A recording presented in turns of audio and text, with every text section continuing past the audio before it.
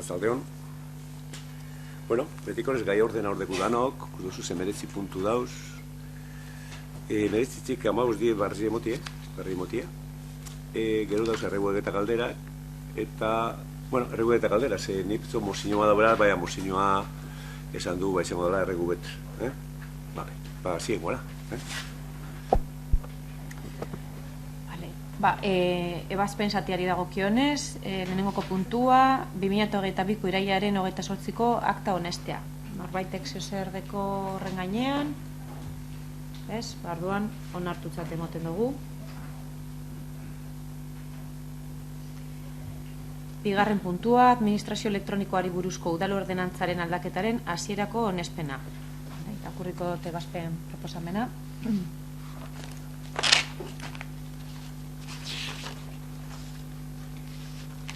Urrengoa proposatzen da. Lehenengoa, hasierako onarpena ematea administrazio elektronikoari buruzko udal ordenantzaren aldaketari, xehetasun hauekin. Lehenengo artikuluak honela dio hitzez-hitz. Gernika-Lumoko udalaren egoitza elektronikoa egoitza.gernikalumo.eus izango da, egoitza bakarra sortuko da, eta haren aplikazio eremuak udal administrazio osoa hartuko du. Hau da, bai Gernika-Lumoko udala, bai haren erakunde autonomoak eta edo mendeko erakundeak. Egoitzaren titulartasuna Gernika-Lumoko udalari dagokio, eta udala izango da egoitzaren bidez eskura daitezkeen informazioa eta zerbitzuen osotasunaren, egiazkotasunaren eta eguneratzearen arduraduna. Laugarrena, aurreko lehenengo atalean xedatutakoari kalterik egin gabe, aurrerantzean egoitza elektronikoa sortzeko eta aldatzeko tresna alkatetzaren ebazpena izango da. Horrek toki araubideari buruzko araubidearen arabera eman ditzakeen esku ordetzen kalterik gabe. Bigarrena, jendaurrean jartzeko eta interesdunei entzuteko 30 egun balioduneko epea irekitzea. Dagokion iragarkia Bizkaiko aldizkari ofizialean argitaratu eta hurrengo egunetik hasita. Epe horretan iradokizunak eta erreklamazioak aurkeztu ahal izango dira. Epe hori igarota, alegaziorik edo erreklamaziorik egin ez bada, aldaketa behin betiko onartutzak joko da eta ez da beste erabakirik hartu beharko. Hirugarrena, hasieran onartutako aldaketaren testua udalaren web orrian argitaratzea, gardentasunari buruzko araudia betez.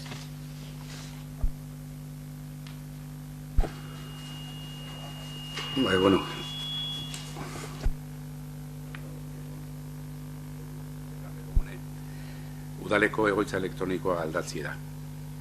Lehen izen zan gernikagidoilumo.net, gero gernikagidoilumo.eus, eta oin eurretik egoitza.ipintzi da. Osa, izango da hemendik aurrera, egoitza.gernikagidoilumo.eus.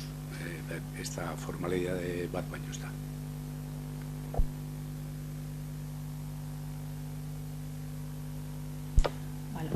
Bozkatzera pasatuko gara, aldeko botoak. Hau batez onartzen da.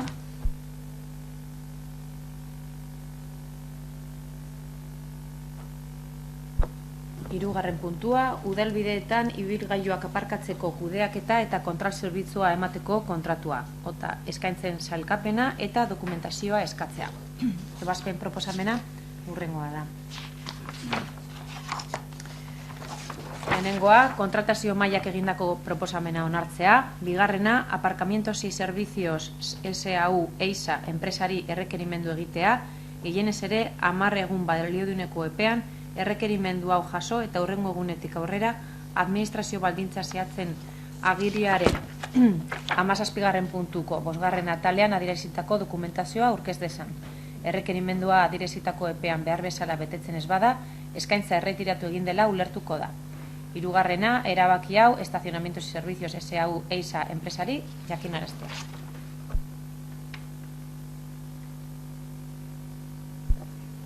El Servicio de Gestión de Estacionamientos, la OTA, pues está detenido, como sabéis, desde el inicio de la pandemia. Bueno, en este tiempo hemos podido comprobar que ese servicio pues es necesario para que exista una mayor rotación en las plazas de aparcamiento, tanto para los guerniqueses como para los que vienen de otros municipios. Bueno, el proceso, la verdad es que se ha alargado mucho más de lo que nos hubiera gustado y bueno, tuvimos que contratar también una empresa externa, una ingeniería especializada para que redactara los pliegos, que esos pliegos luego han sido los que han servido de base para la licitación. Y bueno, el caso es que ya en enero de este año es cuando aprobamos el expediente de contratación y cumplidos los trámites necesarios, la mesa de contratación ha elevado la propuesta de clasificación y adjudicación. Bueno, por lo tanto, lo que se propone en este punto es aceptar la propuesta de la mesa de contratación. Bueno, y el proceso no se acaba aquí. Está previsto que el mes que viene, en el pleno de noviembre, pues se apruebe la adjudicación definitivamente y bueno, la previsión es que en enero pudiera estar ya funcionando el servicio.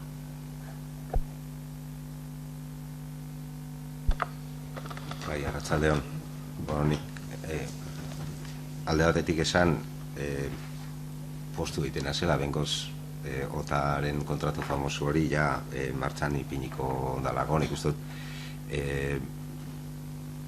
adierazgarri izan dela zailtasun horrek adierazgarri direla kontratazioan eta eduki dugu zen inertzia batzuk eta igual oztopatu indabila eta astiro joan gara eta bueno, azkenean lortu da, adjudikazioa martxan da eta laster esleituko da. Alde horretatik ondo, bintzate regularizatuko dalako zerbitzua, bestaldetik nik uste aukera bat galdu dugule, denbora guzti horretan denbora egon dala Gernika Lumo daukozan aparkatzeko arazo daneri buelta bat emoteko, badauze parkin batzuk ez dizenak erabiltzen, beste batzuk gain erabilita dauzela eta gero badauze ohitura batzuk kotxe erabiltzeko eta agian horreri buelta bat emotie elitzateke txarto egoko. Baina, bueno, esaten dugu moduen, dagoena badago eta gu abstentziora joko dugu, guk ez dugulako parte hartu, ez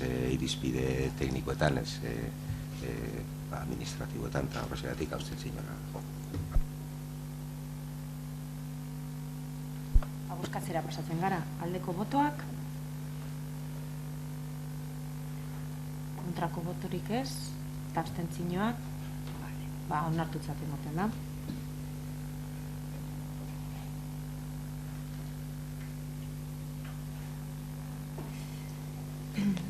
Laugarren puntua, Euskal Autonomia Erkidegoko Auzitegi Nagusiaren aurrean jarritako 399/2022 administrazioarekiko auzia errekurtsoan pertsonatzeko erabakia. Proposamena hurrengoa da.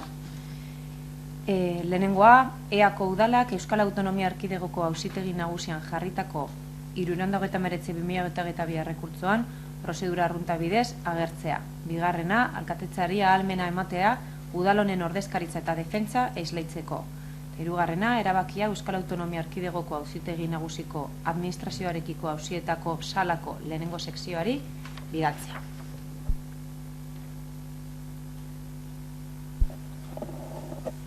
Bueno, arratsaldeon. Dakizuenez, igez osoko bilkura honetan onartu gendun Bilboko Bizkaiko Urpartzuergoan sartzie eta akordionen kontra, Busturaldeko partzuergo zoaren sartzeko akordioren kontra, EAko udalak errekurtso bat aurkeztu du, eta horregaitzik guk personatzen gara prozesu horren arire. Eta hori da bakarrik. Azkenien da, gure harinoko jarra izan da ansartzie eta errekurtsoren kontra edo horren pertsonatuko dugula. Hori da bakarrik. Guk puntu honetan abstentziora joko dugu. Gure bere momentuan eta eskualde osoan etxe bilduren jarrera izan da Busturialdeko Urpartzuergoa mantentzearena eta hartu zen erabakiaren kontra egon ginen eta gauza ondino ganera uste dugu kaltean dio bingo dutzola prozesu honet baino Urpartzuergo horretan egotiek eta hor nik uste dut errekurso horretan partzuergo batetik edo bestera joan izanaz aparte badagoela bebai udalarenak diren ondareak eta ondasunak zelan transferitzen diren beste partzuergo horretara udalarekin kitapenak edo behar diren negoziazioak inbarik eta aber ze gertatzen den prozedura horretan, nik ulertzen dute gobernuak ardura hori badaukola, erabaki bat hartu eban, eta erabaki horren defentsa behin beharko deu, baina jakin daiken baku kontra gauz eta abstentzioa joko dugu. Bueno, hau gaize egon zanien, maiganien, edo osoko bilkura horretan, orduen, bueno, plantigen duen, segaitxik. Bueno. Eta gero berbasko etxen durez danok. Bai, neure eritxize, itxigu dut apurtzen laburpen txikitxuet, ez da? Zer niko goratzenaz, gure gazelako ez da ebaidak egun ziren, 2006 ni alkatetzara sartu nintzen. Da, uren asuntoa izetan da, zubazo etzera, da txorroan urtetan da benien, ez da arazorik. Arazoa dire, txorroa idi, daurik ez da benien, ez da. Orden pasetan gara danok, ze sale iba, porzizia infusada belan ganien, etzien, falta da nien, ze pasetan da. Darton guden bebai hor presioa bajatu de benien. Gente asko esatengoan, hori Gernikene eraikinek altu deztiela, laguarren pisuen da, batzu esatengoan etzera llegeu eta, isintutxeu ez da presioa niko ez da. Da, horretxi falta da nien kontrutuen gara, ze importante edo, ze garantzizia dekon gure ukitxe. Haciendo un resumen, yo me acuerdo del año 2007. Teníamos el precio, entonces yo me sabía todos los números de memoria, todavía recuerdo que no voy a dar números ahora. El precio del agua más caro de toda Vizcaya. Había una tarifa fija, como hay ahora, y además diferenciada de las viviendas y de los negocios o locales comerciales. Se trabajó mucho, trabajamos mucho, para bajar el precio. Una empresa Neider, que se le dio un estudio, y una empresa especializada, y sí, él decía que en ese momento el precio del agua de Guernica y la comarca, pues sí, era elevado. Bueno, era evidente, ¿no? Pero que a un medio plazo, que igual esta zona sería estar solos, que sería insostenible. Bueno,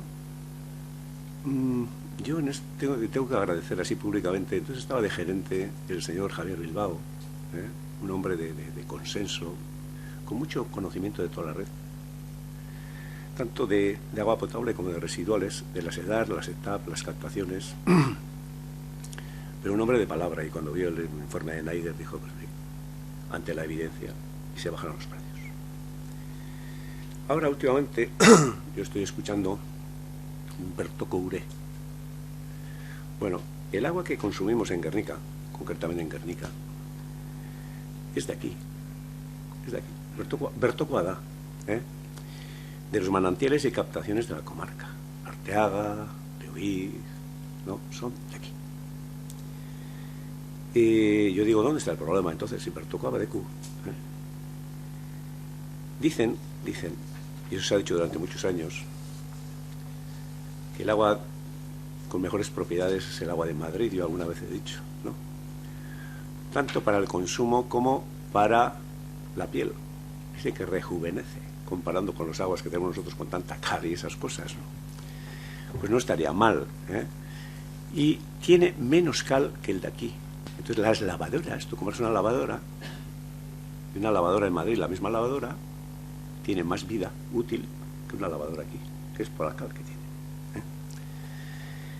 Bermeo siempre, históricamente, ha tenido más problemas que Guernica, que le han llevado el agua en barco. Hombre, si hay necesidad, está bien. Antes también sabemos que históricamente, por lo que he dicho, que los bomberos en sus cisternas o otras cisternas llevaban en época de sequías importantes a Bermeo el agua. Berto Couré, Berto Couré, uniko kariedeko asko, da kare gitxikungo aleke, ze osasunentzako hobeto, hobie izango litz, la hortik aparte, basando muden lavadorak eta ostantzeko tresnak bizimodu bilauko leke. Y tercero, con respecto al precio, nunca ya pagaremos más que el resto de los vizcaínos. Nunca llegaremos al 2007, 2008, que es donde pagamos bastante más que en Guecho, que en Bilbao, que en Baracaldo, que en Algorta, ¿no? Nunca más. Todo es igual. Yo os digo, ¿dónde está el problema? Yo digo, en las cosas importantes hay que ser claro.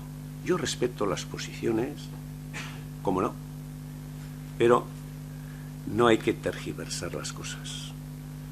Yo me acuerdo históricamente, bueno, no es histórico, del 2007 para aquí, sé los precios que había, se bajaron los precios, se ha estado haciendo una buena gestión aquí. Yo creo que todos estos años se ha hecho una buena gestión.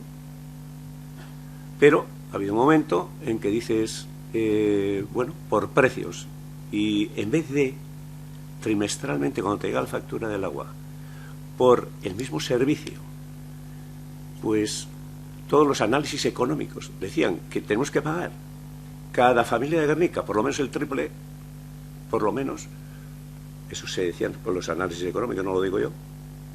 Pues entonces dices, ante la evidencia, tener el mismo agua, tener el mismo servicio y que el precio no se triplique, pues decides pues que lo gestione el consorcio y nosotros ser un socio más dentro de ese consorcio. Ure, bertokoa. Ba eso, Oviedo, Labalako. Nik horregatik hori esaten dena bertoko ure. Ez, ure ona izen ditzela ez da guzti izan. Da presizio honien. Hori da nire apostu beti izan da hori.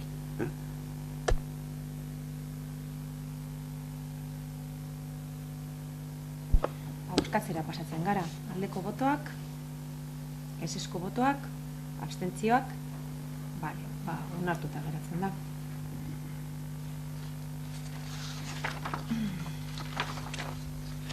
Ebazpenek ematen ez duen zatira pasatzen gara. 5. puntua, azken batzarretik gaur egun arte emandako dekretuen berri emotea, 754-etik 824-era. 6. puntua, udalaren aurrekontuko 3.2022 kreditu aldaketa espedientearen berri emotea, kreditu transferentzia. 7. udalaren aurrekontuko 4.2022 kreditu aldaketa espedientearen berri emotea, kreditu transferentzia. 8. udalaren aurrekontuko 5.2022 kreditu aldaketa espedientearen berri emotea, kreditu gehigarria. 9. udalaren aurrekontuko 6.2022 kreditu aldaketa espedientearen berri emotea, kreditu gehigarria. 10. kulturetxeko aurrekontuko 2.2022 kreditu aldaketa espedientearen berri emotea, kreditu transferentzia. 11. udalaren aurrekontuko 6.2022 kreditu aldaketa espedientearen berri emotea, kreditu gehigarria. 12. udalaren aurrekontuko 13.2022 kreditu aldaketa espedientearen berri emotea, kreditu gehigarria. 13. udalaren 14.2022 kreditu aldaketa espedientearen berri emotea, jartzeko kreditu gehigarria. 14. udalaren 15.2022 kreditu aldaketa espedientearen berri emotea, kreditu gehigarria. 15. udal euskaltegiko aurrekontuko 2.2022 kreditu aldaketa espedientearen berri emotea, kreditu gehigarria. 16. udalaren kirol patronatuko aurrekontuko 4.2022 kreditu aldaketa espedientearen berri emotea, kreditu transferentzia. 17. udalaren kirol patronatuko aurrekontuko 5.2022 kreditu aldaketa espedientearen berri emotea, kreditu gehigarria. Eta 19. 2022ko 3. hiruhilabeteari dagokion iraunkortasun finanziarioari buruzko txostenaren berri emotea. Eta hurrengoa eskareak eta galdera puntua izango litzateke, ez dakitu. Besterik deko zuen. Bai, gare bat, azteko. Eta, bize diez, herritarrengatik jaso dugu zen kexak edo keskak, ez dakit bat ado bestia dan. Bata, zerikusia duko amenkale honetan aurreko hastien harrapodien katu bateaz. Katu bat harrapodan kotxe batek, eta guri kontaudozkunaren pertsona horren arabera, katu hori bertan geratu zen hilarte, agonizetan, ezei dagoelako protokolo bat horrelako gauza konpontzeko. Ni harritutat, esan galdetuko dugu, eta antzail eta gero harturen eta kontenedorera botazala.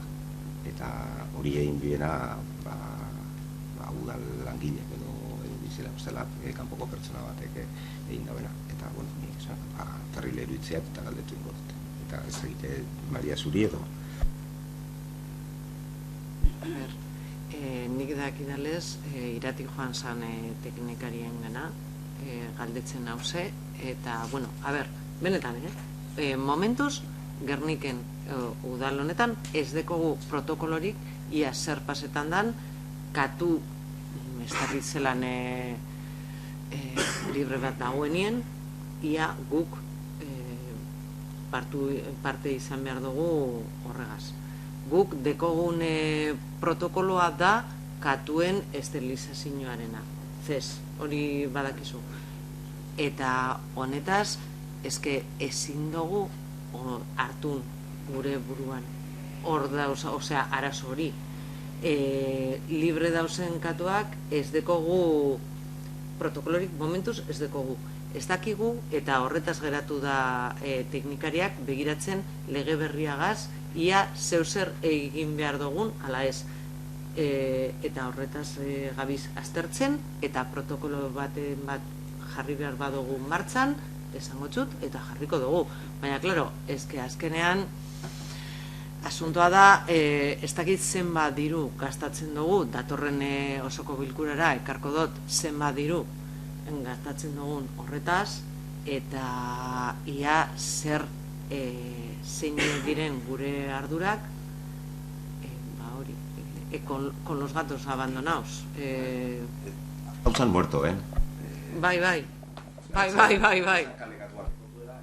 Dizizala, eta karo, horrek nik badakit, hori karreteratan eta errepidetan gertatzen denean diputazioa arduratzen dela horretaz. Baina, karo, herri barruan gertatu zan lez, hor, nik uste horretarako bai behar dugula protokolo bat, hau ez da egunero gertatuko den gauza bat, eta maneko hori entzuten dozu, eta zetezu, jo, igual ez zer inbiarra.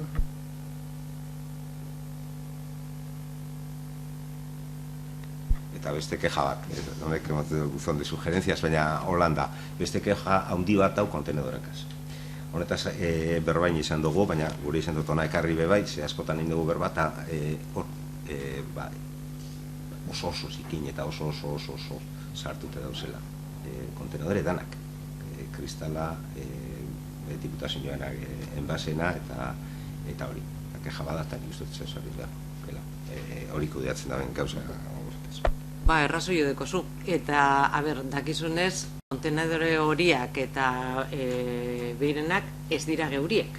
Behirenak dira ekobidriokoerenak eta besteak garbikerrenak, eta ez bakarrik zikina dauzela. Askotan gabiz eskatzen, maiztasuna edo bilketaren maiztasuna, garbiketa, eta segituko gara horretaz. Guk eitzen dugu gure eskumenan dauzen ardurak alik eta hobien kudeatzen, baina, bueno, bestetan bakarrik dekogu, hori, matraki emoten, eta, bale, segiduko gara horretaz. Mariak esan duen moduen, hor kristelanak izauge, bai jai aurrien, jai bezperan, negozien, sarri pase da, horrek botilen eta kristalane kontenedorak ganeska. Eta lekuri barik, jentie behien izten, kalien izten. Zekara, horrek urten dugu eren boltziagaz, hori jakinde igual eskuen atarako. Ja joan diara, talboan itxi, bat ematek igual sartungo deuz. Holan, azte bete, urrengo aztie, handik amabustara, sarri. Hori planifike bidue, esan jake, bestadon sarri izan jakela, maiztasun gizago ez etortie, ez itxi, da Gernik erdien ez bakarrik erdizien, alboa eta mebardin, itxi da batu barik. Eure kontratue badeke, foraldun dizegaz, emibena da bete, ze hori horrek eusebizek foraldun dizedar baz.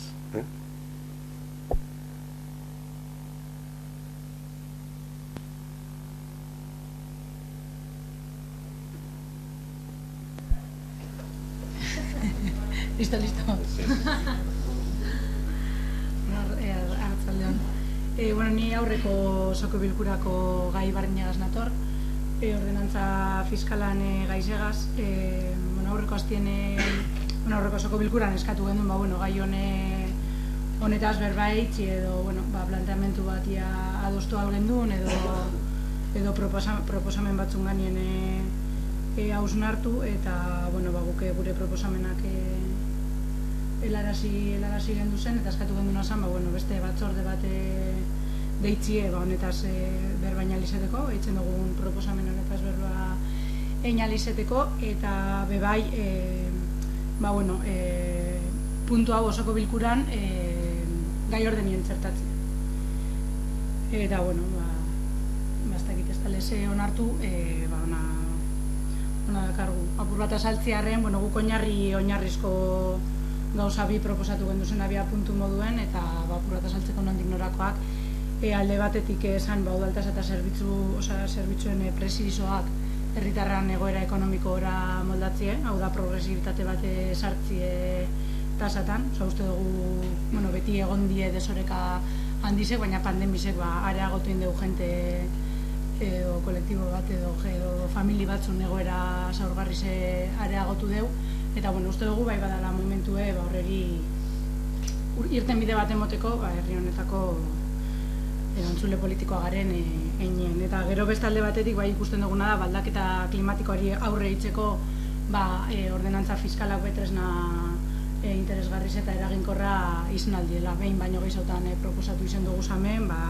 eraikinen isolamendu hobetzeko diru laguntzak emotie, edo eguzki energia erabiltzeko gaiuek instaletiarren obarizek esartzie, eta betiko moduen guk proposamen bat eitzen dugunin ez da esebez sarratue, eta eskatzen genduna zan batzorde baten gure proposamen hau edo egon aldan beste bate, eta eskatzen dugu bai. Ez da baidatzie eta hurrengo osoko bilkurara puntu moduen kartia uste dugulako gai nahiko garrantzitsu da. Bueno, ni pentsa dut, mozino moduen egongo dela, eta bosera maile batzarrien eratu da basean izan erregu eta galderatan, plantietako. Nik hau ikusitxe, hombre, hausnarketa txiki bet indot, ez sakona. Eta, bueno, gusten du egunaro, medio guztietan, bai idatzitxe dauzenetan, irratizietan, telebistan, dana dau, hemen Euskal Herrian bakarrik leku guztietan dau, geuzek aputxuet trabez, ezta? Pandemia dala, edo Ukraineko gerra dala, bueno, la bolsa de la compra ha subido casi un 40%. Argi indarrak egin dugu ez da izen beste pilo bat, egaza bebai, eta partikeratan egongo da lehengo beste diru, edo gizau, bai agastu dire handizek. Bueno, yo leyendo en los medios, pues vosotros habéis leído igual que yo, que la primera ministra británica, la que ha estado 44 días, Liz Truss, ¿no? Pues decían los medios que reniega de las rebajas fiscales que había propuesto. Ella renegaba, ¿no? Fue criticada por las principales instituciones económicas, el Fondo Monetario Internacional, y cuestionada por todos los mercados. Y renunció a su polémico plan de rebajas fiscales. Bueno, lo que se decía también es que había pretendido dar una vuelta drástica a la política y a la economía de su país con una receta neoliberal. Y no ha funcionado, por tanto en 44 días ha dejado y la ha sustituido un primer ministro. Bueno, yo suelo decir siempre que quedar bien, ella quería quedar bien, es hacer las cosas bien. Y entonces hacer las cosas bien, pues no era aprobar una moción, menos mal, que no es moción, sino, porque si no, no sabes las consecuencias que tienes si no estudias bien, ¿no? En la economía, en este caso, del Ayuntamiento de Y voy a poner un par de ejemplos. Por ejemplo, cultura y deportes, ¿no? Pues en cultura yo creo que tenemos una oferta cultural muy buena, mejorable, claro, mejorable, pero muy buena. Y en poblaciones de nuestro tamaño estamos con los de cabeza. Pero los costes suben y no paran de subir, ¿eh? Y si bajas ingresos, pues sostener eso es complicado. Pero es que en deporte, he estado mirando el presupuesto que se aprobó. El presupuesto de ingresos del Patronato de Deportes es de algo más de 1.891.000 euros. Y los abonos o cuotas de los usuarios se presupuestaron, puedes presuponer, 280.000 euros, ¿eh? Que luego pueden ser más o pueden ser menos. Tú, un presupuesto es presuponer, ¿no? Lo que equivale que de cada 10 euros, las cuotas suponen 1,48 euros. O sea que lo que cuesta 10, pago 1,48. Pero además, la energía eléctrica es imprevisible, sube y mucho. El gas, el agua un 5% creo que es, como igual que cuando estamos en el consorcio de aquí, ¿eh? Los salarios de los empleados, la limpieza, todo sube de forma considerable, ¿eh? Algunos siempre decían, no, subir cero, pero claro, ¿cómo sostienes, no? Y esas cosas que aprendes en bachiller, hay un principio físico, sabemos todos que es el de los vasos comunicantes, que si tienes varios recipientes, con la sección que fuera, comunicados con un tubo, tú metes un fluido y al final, como todo depende solamente de la presión atmosférica, pues suben al mismo nivel. Entonces, ingresos y gastos, cuando apruebas un presupuesto, tienen que estar al mismo nivel. Ingresos, los gastos no pueden ser más que los ingresos, eso se puede aprobar. Pero vas ahora y dices, en el recipiente de gastos, suben los gastos, porque ha sido algo imprevisible y sube. Y para que el otro vaso esté a la misma altura, lo que nos pueden hacer es bajar los ingresos todavía más, ¿no? O sea que hay que buscar el equilibrio y hay que estudiar. Porque si tú quieres dar una buena oferta en cualquier cosa, y eso es importantísimo, y he dicho cultura y deportes como pueden ser otras cosas, ¿eh? Que esos vasos tienen que estar en equilibrio. No un desequilibrio, porque eso no funciona. Puede funcionar un año, pero el siguiente catabús, ¿no? Bueno, deciros también que yo he estado recordando, viendo este planteamiento que habéis hecho, que a mí me parece bien, el planteamiento que habéis hecho. En mi primera legislatura como alcalde, gobernando con ANV, que no sé si sabéis, pusimos 2 partidas económicas importantes para apoyar la instalación de ascensores y para mejorar las fachadas. Y la suma de las dos era 120.000 euros al año. Y se hizo de forma que, sin mucho trámite administrativo, los que tenían unos ingresos superiores a 18.000, por ejemplo en ascensores, era 800 euros. Y los que tenían inferiores, un poco más, 1.000 euros.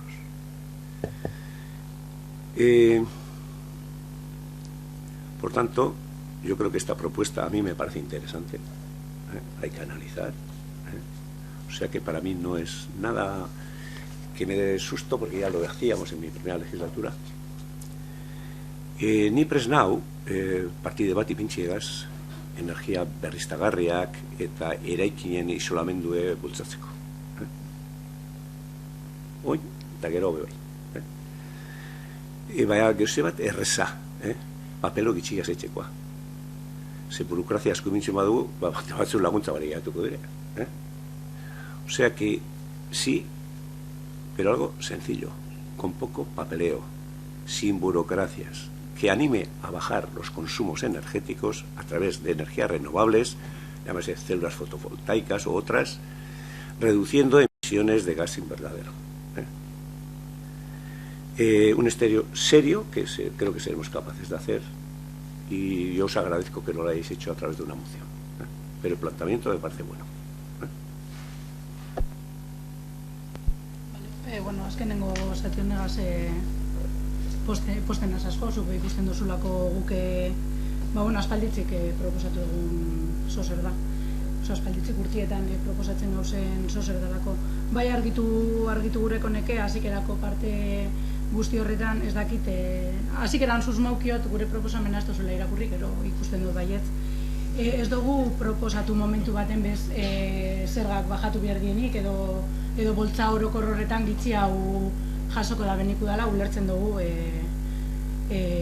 zerbitzuek emoteko zergak derrigorrezkoak diela, eta zuek zari proposatu dozuenak izostie zergak. Guk mai gainen jartzen duguna da, apur bat ikustie ze behar izan dauen, zuk esan duzun moduen goraka doazen presizo horrek edo mon bierdan zerbitzu horrek eukiko da ben kostu zenbatekoak izango diren, eta progresibitate formula bat apliketiek ez dugu esan gure dauenetik dana bajatu behar danik, esan gure da bena da ikusi beharko dugula zenbateko diru sarrerak behar da bezen udalak, zenbat asumidu aldabien herritarrak eta boltza hori dana lortzeko era justo hau baten banatzie. Guk ez dugu esan momentu baten bez zergak bajatu behar dienik orokortasun baten, bai uste dugu gaur egun jentiek dekon egoeran batzuk gehitxo ordaindu beharko belekela eta beste batzuk gitzi hau. Ez inundik inora zerga horren edo rekaudazio hori bajatute. Igonaldi tasak apur bat eta progresibidadi bat plantiau behar izan gehizaudekienak gitzi hau ordaintzeko. Eta, suposatzot gauza honetaz danataz, hobeto eta tranquila hoitzen dela berba mai buelta baten, eta ikusitze puntu baten behintzet badauela borondota hori, espero dugu batzorde hori, edo beste bilera bat deitzi, eta honetaz lasaitasunez berbaina lizete. Zatxo bat, aldaketa klimatikoaren aurkako neurriak hartzeko, pasadan hilabetean eukigen duen jaurdinaldi bat plan horri buruz ekarpenak jasotzeko, eta nik eitzen duzun ekarpen hau osoko bilkura moduko ekarpen bat sartuko dugu gure planan. Ez dakit noiz amaitzuko dugun, baina ekartzen dugunien onartzeko plan hori hartuko diguz, gitzienez, badira lerroak, han ez dira egongo behar duzun zehaztasunagaz, baina gitzienez bai geratuko da urrengo urterako udalak hartu beharko duela neurriak horrek inbertsioak onurak eukitzeko zergatan. Nik nire iritsi esan zuet, baina, klaro, superzentetan bostez tabla hau, mintzen dugu, no estaba edetzen, nire iritsi esan dut, dargi. Tabla bat esan zu, los que ganan menos de una cantidad, descuento del 90%. Los que ganan otra cantidad, descuento del 75%. Y los que ganan no sé cuánta cantidad, el 50%. Si lo que me propones en la tabla son solamente descuentos, pues esto es solo eso es lo que ha hecho TUS en Inglaterra, ha hecho TUS en Inglaterra y le han dicho todos, pero ¿qué haces tú? Y se ha tenido que ir. Y yo lo que digo es que se haga un estudio serio y a donde se pueda llegar, y lo de los vasos comunicantes. Tienen que estar los dos vasos así. Y no pueden ser más gastos que ingresos, porque si no, al año siguiente estás en la ruina. Así de claro. Y da honegaz batera, antes estaba hablando con Jorge Lejarra, que hoy le han presentado, yo me acuerdo que fue en el presupuesto, no sé si fue en el pleno de presupuestos, o en uno de los plenos se habló que se estaba mirando, y él me ha dicho que no ha podido dar cuenta a la Junta porque no ha tenido, hoy le han enviado, energia berriztagarriak imintzeko, plaka fotovoltaikoak imintzeko, en Santanape. Entonces poner 220 placas fotovoltaicas en Santanape, para que tengan la mayor autonomía o la menor dependencia posible de los precios de estas energías que están ahora tan alteradas, ¿no? Y él os puede explicar o hacer un pequeño resumen, que creo que tienes ahí, ¿no? Arratsaldeon, ideia izen zan pasan asteko juntan oneri buruz berbaitxe, baina gaur justu emon hostie proiektue, orduan, egon garen moduen berbetan, dano dakigu, azken aldizen, egoera energetikoa mundu mailan, oso gogorra dela, presizoak gorantza doaz, eta horrek zer aginerekon familizetan. Orduan guk ja planifike gendun aurten gorako proiektu bete itxie santanapen, eta bueno, gaur emondozkue dokumentue, esango dotxuet 272 panel jarriko direla, 450 bati ubiko deuz bakoitzak, eta kostu izango da 124.767,32 euro. Horretatik 89.832,57, espero dugu subentzinoa lortxie. Orduan, amortizazioa 2 urtetan engo dugu. Informazioa mendekogu, oin falta da pliego administratiboak eitxie, espero dugu ez luzetxie askorik, eta holan, egorie hobetxie.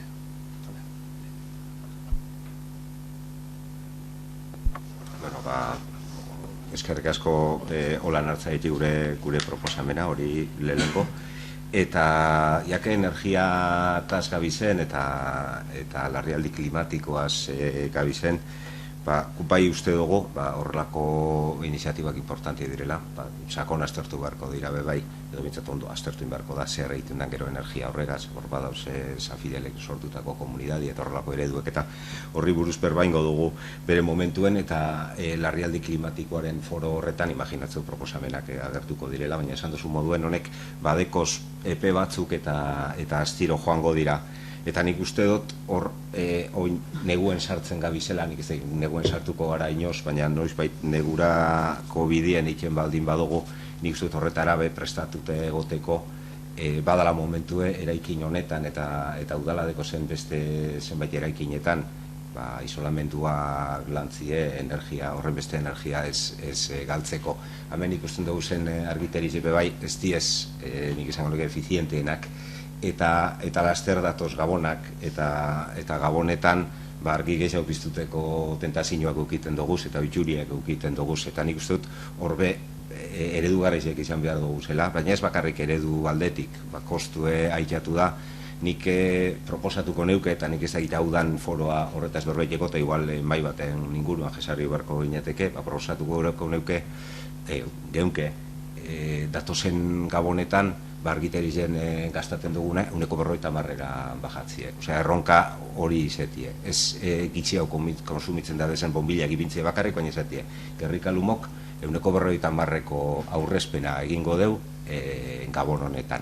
Eta horretarako, igual laburtuin beharko da epie, edo laburtuin beharko direz orduek, edo gitituin beharko direz argi kantitateak. Ez da hemen erabakitzeko eta erregu bata, ez da proposamen bat, eta ni ustut bide horretatik joan behar dugule, baina zentzu guztizetan. Eskerrik asko. Ez dago txarto, baina geuzetan abatera esileiz. Esaten dugu garrantzia ezakera badao, geuze asko dela diru baino importantia bak. Geuze importante asko dauz. Baina da nadiela karuek. Hori dago, esaten duena. Eta holan da, haitxei peusuke, bain dekuso eta 220 plaka, baia hori proiektu aurrera ataten badu, eta gero dau beste proiektua deskatute, uste dut, ez da? Bebai urbitarako, eta peusuke, egokitzu horuzek.